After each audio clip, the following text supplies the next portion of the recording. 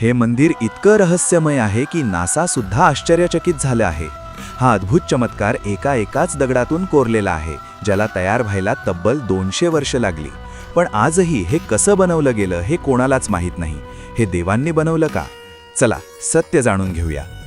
सर्वात आधी या नंदीच्या मूर्तीकडे पहा. तिचे डोळे तुम्हाला कुठूनही स्पष्ट दिसतात. असं वाटतं जणू ती थेट तुमच्याकडेच पाहत आहे.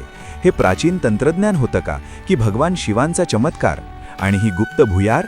शास्त्रज्ञांनी जेव्हा आत कॅमेरा पाठवला तेव्हा 10 किलोमीटर पुढे सिग्नल गायब झाला. असं म्हणतात की हा मार्ग थेट कैलास पर्वतापर्यंत जातो. तुम्ही यावर विश्वास ठेवाल का?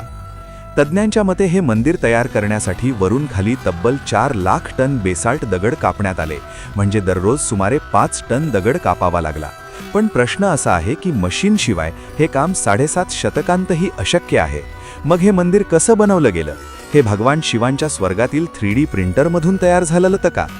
तर ही होती एलोराच्या कैलास मंदिराची अजूनही न सुटलेली रहस्यकथा. तुमचं मत कमेंटमध्ये नक्की लिहा. हर हर महादेव.